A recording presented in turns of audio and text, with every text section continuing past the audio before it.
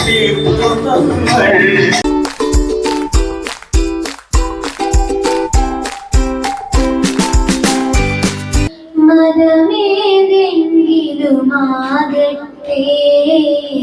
മാനവഹത്തിൻ ജില്ലയിലെല്ലാം മാമ്പുകൾ വിടരെ. പ്രിയമുള്ളവരെ നമസ്കാരം. ദമാമിലെ സൗദി മലയാളി സമാജം സംഘടിപ്പിച്ച ഒരു പുസ്തക പ്രകാശന ചടങ്ങാണ് വേദി.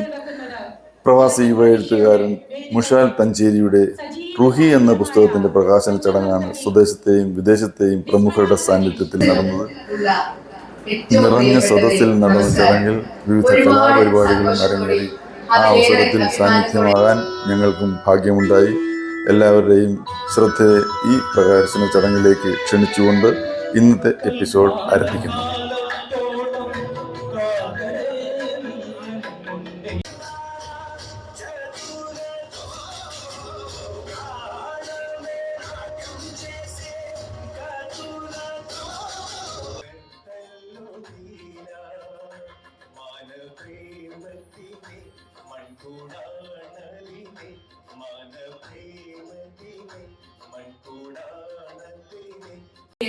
ഈ യോഗത്തിലേക്ക് ഏറ്റവും ശ്രീ മുൻഷി രഞ്ജിത്ത്.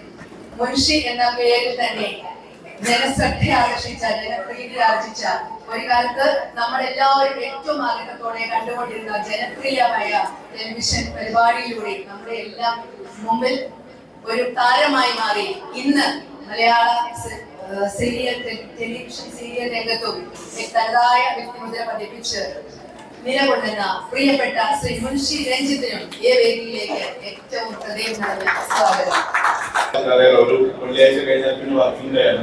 അപ്പം അതിൻ്റെതായ രീതിയിൽ അത് സംഘടിപ്പിക്കുന്നതിൽ ചിലപ്പോൾ അത് ഞാനും ഇതുപോലൊരു സ്വപ്നം കണ്ടു. അത് സ്പെയിനിലെ ഒരു സിക്കമൂർ മരത്തിന്റെ എന്ന് പറഞ്ഞ് മാറിപ്പോകുന്നത് പോലെ ഒരുപക്ഷെ ഈ പുസ്തകത്തിന്റെ ആഴങ്ങളിലൂടെ ഞാൻ സഞ്ചരിക്കുമ്പോൾ എങ്ങനെയാണ് അത് കൺവേ ചെയ്യാമെന്ന് ഒരാൾക്ക് ആശങ്കയുണ്ടായി.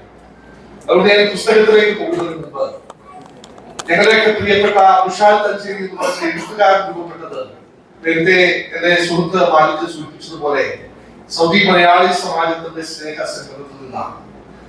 HGS എന്ന് പറയുന്ന ലോക പ്രശസ്തനായ എഴുത്തുകാരൻ ഉണ്ടായതിനെ കുറിച്ചൊരു കഥയുണ്ട്. HGS കുള്ളനായിരുന്നു പറയും. അദ്ദേഹം നിറഞ്ഞ കണ്ണീരോടെ മുഷാലിനെ റൂഹിനെ ഏറ്റുവാങ്ങണമെന്ന് അഭ്യർത്ഥിക്കുകയാണ്.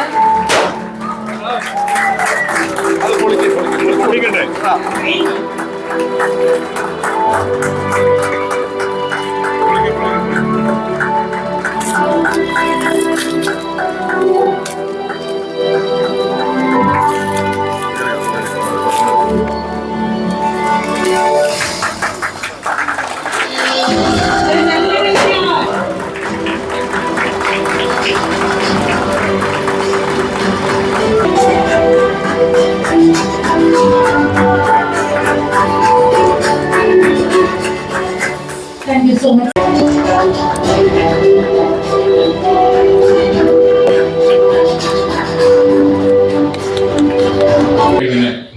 പല കാര്യങ്ങൾക്കായിട്ട് ഞങ്ങൾ ഒപ്പം സഞ്ചരിച്ചുകൊണ്ടിരിക്കുകയാണ്. വളരെ സന്തോഷം.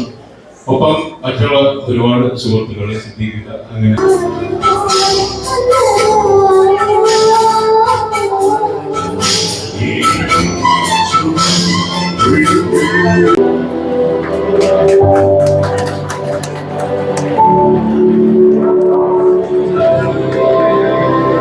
Thank you. ഈ മണ്ണില് അത്തറിന്റെ ഗന്ധം മാത്രമല്ല അക്ഷരത്തിന്റെ ഗന്ധവും ഉണ്ടെന്ന് അറിയുന്നതിൽ വളരെ സന്തോഷം. അത് ഞാൻ അനുഭവിക്കുന്നു. ഞാൻ ഈ മുഷാലിനെ കാണുമ്പോൾ അദ്ദേഹം ഇങ്ങനെ പുസ്തകം പ്രസ്താവന ചെയ്യാൻ എഴുതി അത് ഇന്ന് പ്രകാശനം ചെയ്യപ്പെടുകയാണെന്ന് കേൾക്കുമ്പോൾ ശരിക്കും ഞാൻ ആലോചിച്ചു, ഇദ്ദേഹത്തിന് വലിയ അനുഭവ സമ്പത്തൊന്നും ഉണ്ടാകാനുള്ള സാധ്യതയിലുള്ള അതിനുള്ള പ്രായമായില്ലല്ലോ. അങ്ങനെ ആലോചിച്ചിരിക്കുമ്പോൾ ഇവിടെ ഒന്ന് സാഹിബ് സാറ് പുസ്തകത്തെ കുറിച്ച് പറഞ്ഞപ്പോൾ അതിനകത്ത് വിഷയം പ്രണയമാണെന്ന് മനസ്സിലായി. അപ്പൊ അതിനുള്ള അനുഭവ സമ്പത്തൊക്കെ ധാരാളം ഉണ്ടാവാനുള്ള പ്രായവും പക്വതയൊക്കെ ആയിട്ടുണ്ടെന്ന് എനിക്ക് മനസ്സിലായി. മാത്രമല്ല പുസ്തകം ചൂടപ്പം പോലെ ഇവിടെ വിറ്റഴിക്കുന്നു. ഓരോരുത്തർ ചാടിക്കാർ വാങ്ങിക്കുന്നുണ്ട്. കല്യാണം കഴിക്കാത്തവർ, കല്യാണം കഴിച്ചവർ വാങ്ങിക്കുന്നുണ്ട്. കഴിക്കാത്തവർക്ക് പ്രണയം എന്താണെന്ന് നന്നായിട്ട് മനസ്സിലാക്കാനും കല്യാണം കഴിച്ചവരുടെ ഭാര്യമാരെ നിർബന്ധിച്ച് വാങ്ങിച്ചതായിട്ടാണ് എനിക്ക് തോന്നുന്നത്. ഞാനിവിടെ ശ്രദ്ധിച്ചപ്പോൾ എനിക്ക് മനസ്സിലായത്. കാരണം കുറച്ചുകൂടെ പ്രണയം വരുന്നെങ്കിൽ വരട്ടെ എന്ന് വിചാരിച്ചു. എന്തായാലും നന്നായിട്ട് വാങ്ങിക്കുന്നു. കമ്മ്യൂണിക്കേഷൻ, ഇതിനകത്ത് പറയുന്ന കാര്യങ്ങൾ പ്രണയമാണെന്ന് പറഞ്ഞാലും അത് കൃത്യമായിട്ട് നമ്മൾ എത്തണം. എത്തിയില്ലെങ്കിൽ എനിക്കുണ്ടായ ഒരു അനുഭവം നിങ്ങൾക്ക് വായനക്കാർക്കും ഉണ്ടാകും. അത് ഞാനൊന്ന് പറയട്ടെ. ഞാൻ ഒരിക്കലും തിരുവനന്തപുരത്ത് നിന്ന് എറണാകുളത്തേക്ക് ട്രെയിനിൽ യാത്ര ചെയ്യുമ്പോൾ കോട്ടയത്ത് നിന്ന് ഒരു സ്ത്രീ ആ ട്രെയിനിൽ കയറി. ഞാൻ എറണാകുളത്തേക്കാണ് പോകുന്നത്. ട്രെയിനിൽ അറിയാമല്ലോ, സീറ്റ് ഫേസ് ടു ഫേസ് ആണ്. അപ്പോൾ എൻ്റെ ഓപ്പോസിറ്റ് സീറ്റിലാണ് അവർ വന്നിരുന്നത്.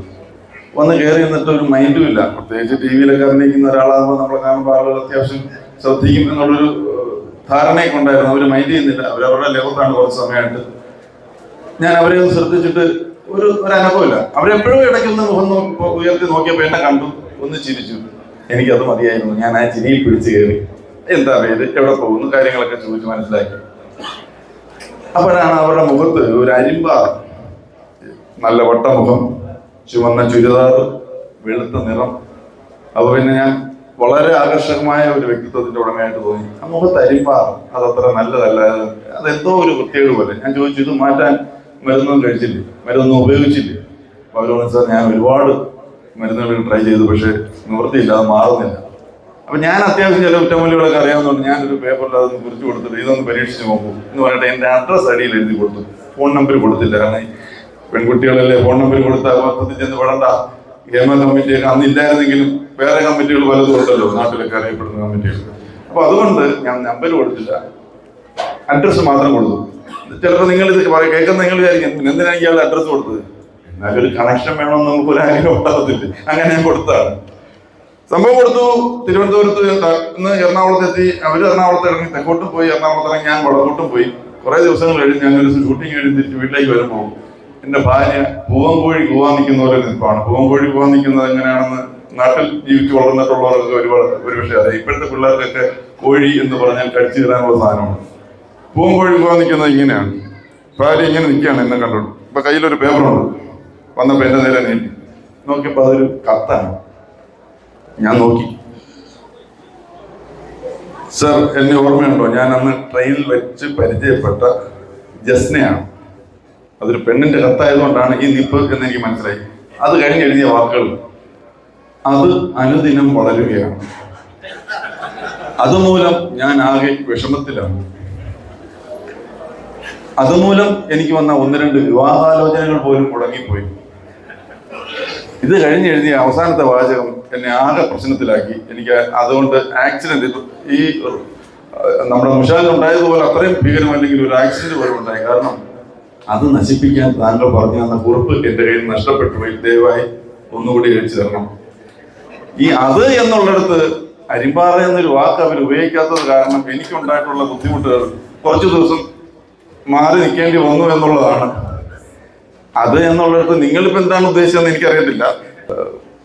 ശരിക്കും ഇവിടെ പലപ്പോഴും പറയും നമുക്ക് അതിഥികളായിട്ട് 2 പേരെ വിശിഷ്ടാതിഥികളെ കിട്ടിയിരുന്നു. പക്ഷേ ഒരു വിശിഷ്ടമായ നിമിഷം എനിക്ക് കിട്ടിയെന്നാണ് ഞാൻ വിചാരിക്കുന്നത്. ഇത്രയും ഒരു നല്ല നിമിഷത്തിൽ പങ്കെടുക്കാൻ കഴിഞ്ഞത്, നല്ലവരോടൊപ്പം പങ്കെടുക്കാൻ കഴിഞ്ഞത്. എല്ലാവർക്കും നന്മ വരട്ടെ.